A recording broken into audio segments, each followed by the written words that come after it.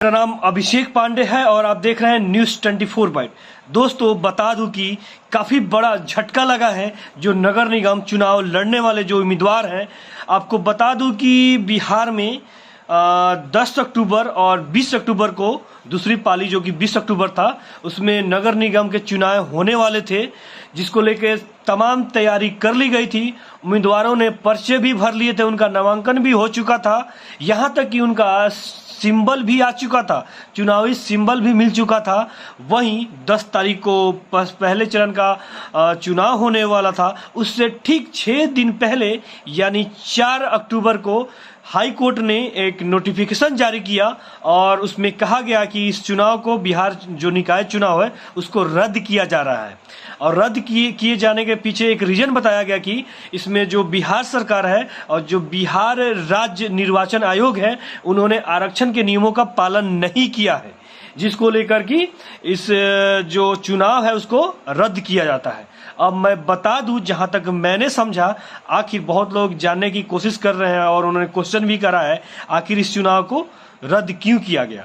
तो मैं बता दूं कि चुनाव करवाने के लिए एक गाइडलाइन होता है, मतलब कि उसमें आरक्षण का एक गाइडलाइन होता है, उसको राज्य सरकार और जो निर्वाचन आयोग उसको फॉलो करना होता है। उसको लेकर उन्हें ट्रिपल टेस्ट देना पड़ता है। लेकिन सरकार पिछले कई सालों से और जो बिहार निर्वाचन आयोग है उनके मिली भगत से इसको नजरअंदाज किया जा रहा था, ट्रिपल टेस्ट को फॉलो नहीं किया जा रहा था। 3 जो स्टेप है उसको फॉलो करना होता है, यानी कि जिस भी एरिया में आप चुनाव करवाना चाह रहे हैं वहां पहले आपको सर्वे करना है, वहां की जनसंख्या कितनी है, उस जनसंख्या में कितनी एसटी है, कितने एससी है, कितनी ओबीसी है, कितनी जनरल है, उसके बाद से डेटा उसका अनुपात निकाल के कि यहाँ पे इसको इस मतलब सीट को आरक्षित करना है कि नहीं है। वैसे भी आरक्षित मतलब 50% से अबव नहीं होना चाहिए, लेकिन सरकार और जो निर्वाचन आयोग है उनके मिली भगत से इस चीज को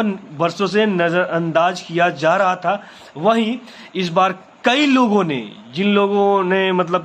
ने जिनके शायद सीट नहीं बन पाए थे, जो कि चुनाव में खड़ा होना चाहते थे और नहीं हो पाए, उन लोगों ने याचिका दायर किया था जो हाई कोर्ट है, पटना हाई कोर्ट में। उसी को लेकर जो इस बार पहला जो सुनवाई हुआ था 2 सितंबर को हुआ था, उसके बाद 24, 28 और 29 को हुआ। उसके बाद 3 दिन का काफ़ी गहन विमर्श किया गया, सुप्रीम कोर्ट में भी इसको भेजा गया कुछ लोगों ने, जिसके बाद आखिरकार 4 अक्टूबर को इसको लेकर नोटिफिकेशन जारी कर दिया गया कोर्ट के द्वारा। कोर्ट ने साफ शब्दों में कहा कि इस चुनाव को अगली सुनवाई तक या जब तक इसको कैंसिल रद्द किया जाता है। हालांकि आगे कब होने वाला है इसका कोई भी नोटिफिकेशन नहीं आया अभी चुनाव को लेकर, लेकिन काफ़ी लोगों को धक्का भी लगा है, काफ़ी लोगों के पैसे खर्च हो चुके हैं, काफ़ी लोगों का मेहनत हर चीज़, तो लोगों को काफ़ी धक्का भी लगा हुआ है। लेकिन बता दूं कि जो याचिका में जो याचिका करने वाले थे उनकी तादाद 2 अक्टूबर या 24, 28, 29 को काफ़ी ज़्यादा थी, मतलब कि इसके सपोर्ट में थे उनके संख्या से कई 100 गुना ज़्यादा जो याचिकाकर्ता थे, मतलब पूरे राज्य भर से याचिकाकर्ताओं के जो वकील थे वहां पे पहुंचे थे, उनकी तादाद काफ़ी ज़्यादा थी। उन लोगों ने इसको लेकर मतलब आवाज़ भी उठाया था कि जो नियम है उस नियम को फॉलो किया जाए, क्योंकि जब चुनाव होता है तो आरक्षित करने के जो सीट को आरक्षण मतलब करने का भी एक नियम होता है, उसको 3 स्टेप नियम बोलते हैं, ट्रिपल स्टेप नियम, उसको फॉलो करना पड़ता है। और इस आरक्षण को 50+ नहीं होना चाहिए, उसके अंदर ही होना चाहिए। लेकिन जो सरकार है, अब तो जानते ही होंगे, इस सरकार का काम ही हमेशा अपने फायदे के लिए होता है।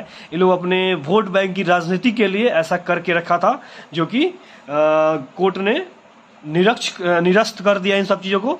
आगे इससे रिलेटेड जो भी बड़ी जानकारी आएगी हम जल्द से जल्द आपके पास पहुंचाने की कोशिश करेंगे। धन्यवाद।